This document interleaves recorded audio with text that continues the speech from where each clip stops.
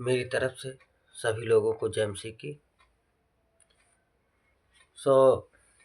परमेश्वर सबको सही सलामत रखा होगा, उम्मीद करते हैं, और सब सही सलामत ठीक है।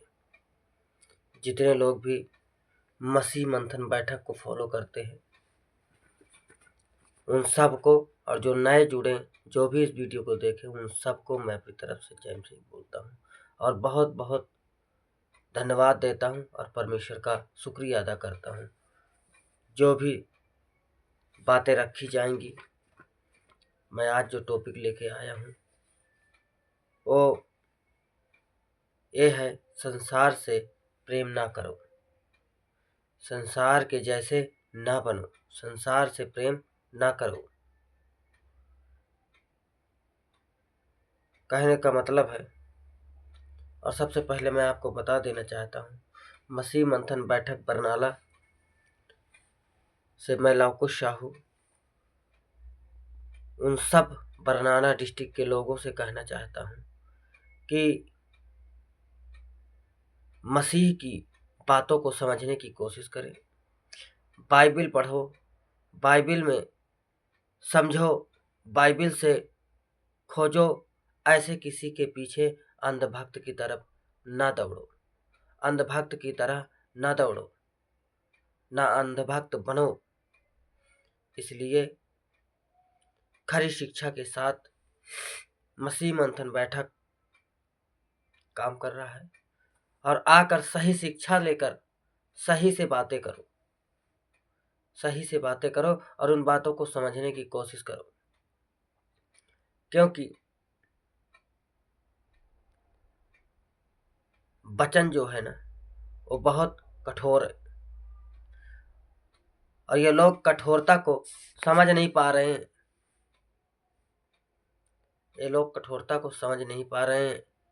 मसीह का मतलब ये नहीं है, संसारिक नहीं बनना है, धन दौलत के पीछे नहीं भागना है।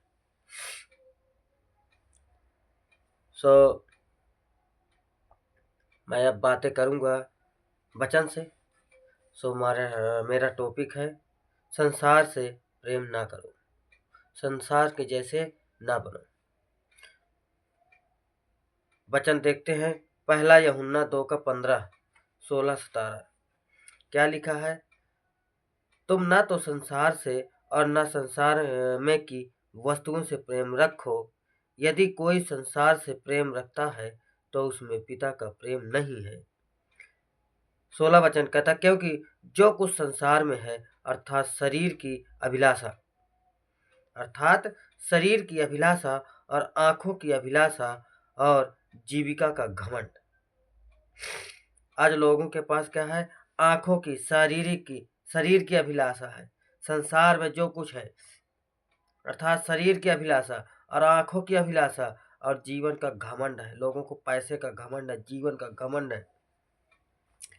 वह पिता की ओर से नहीं, परंतु संसार ही की ओर से है। वो किसकी ओर से है? वो परमेश्वर की ओर से नहीं, बल्कि संसार ही की ओर से है। 17 वचन, संसार और उसकी अभिलाषाएं दोनों मिटते जाते हैं। संसार और संसार की अभिलाषा दोनों क्या होते हैं? मिट जाएंगे जाते हैं। पर जो परमेश्वर की इच्छा पर चलता है वह सर्वदा बना रहेगा, वो हमेशा क्या रहेगा? बना रहेगा।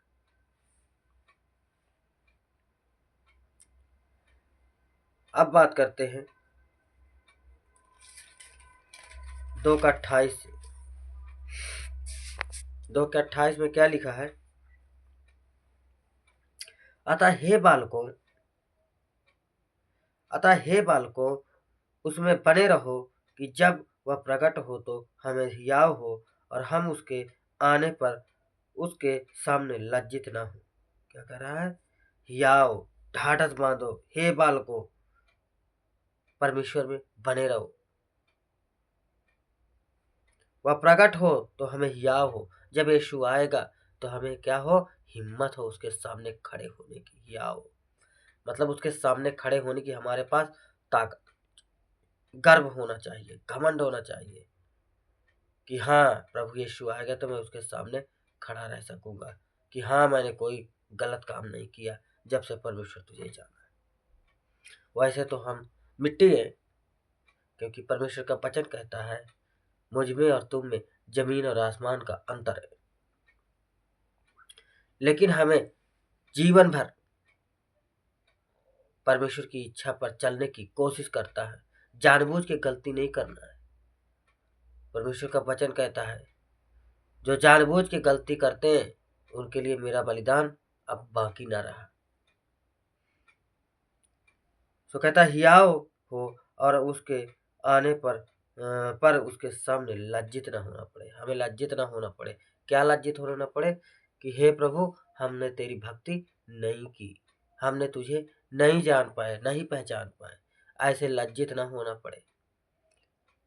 संसारिक अभिलाषा में ना फंसो, ना चलो।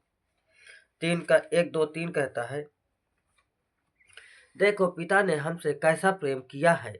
क्या किया है? प्रेम किया है कि हम परमेश्वर की संतान कहलाएं। और हम भी हैं भी। हम परमेश्वर की संतान हैं भी।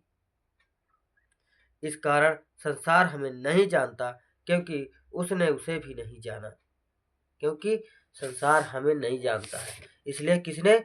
यीशु मसीह को भी संसार नहीं जाना। हे प्रियो, अब हम परमेश्वर की संतान हैं। क्या है? हम परमेश्वर की संतान हैं।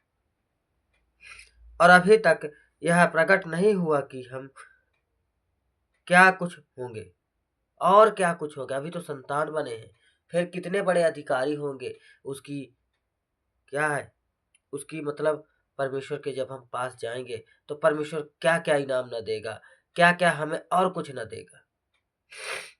इतना जानते हैं कि जब वह प्रकट होगा तो हम उसके समान होंगे। किसके समान होंगे? यीशु के समान होंगे, उसके साथ रहेंगे। उसको क्या कर रहा है? जब वह प्रकट होगा तो हम उसके समान होंगे, क्योंकि उसको वैसा ही देखेंगे जैसा वह है। जैसे प्रभु परमेश्वर को वैसे ही देखेंगे जैसे परमेश्वर वो है। 3 और जो कोई उस पर यह आशा रखता है वह अपने आप को वैसा ही पवित्र करता है। जो आशा रखता है वो अपने आप को क्या करता है? परमेश्वर के वचन के मुताबिक अपने आप को क्या करता है? पवित्र करता है। जैसा वह पवित्र है। कौन? प्रभु यीशु। जैसे परमेश्वर पवित्र है वैसे अपने आप को पवित्र बनना है। फिर 8-9-10 कहता है 8 कहता है जो कोई पाप करता है वह शैतान है की ओर से है। क्या कहता है? जो पाप करता है वो किसकी ओर से है? शैतान की ओर से है। और जो कोई पाप करता है वह शैतान की ओर से है, क्योंकि शैतान आरंभ ही से पाप करता आया है। क्या है? शैतान जब स्वर्ग में स्थिर न रहा, वहां पाप करके परमेश्वर ने उसको नीचे फेंक दिया, नीचे आया। अब वो सारे संसार को भरमाया, आदम और हव्वा को भरमाया। अब वो सारे संसार को भरमा रहा है, क्योंकि शैतान आरंभ से ही पाप करता आया है। परमेश्वर का पुत्र इसलिए प्रकट हुआ है कि शैतान के कामों का नाश करे। शैतान की क्या है? कामों का नाश करे। 9 वचन कहता है जो कोई परमेश्वर से जन्मा है वह पाप नहीं करता, क्योंकि उसका बीज उसमें बना रहता है। किसका?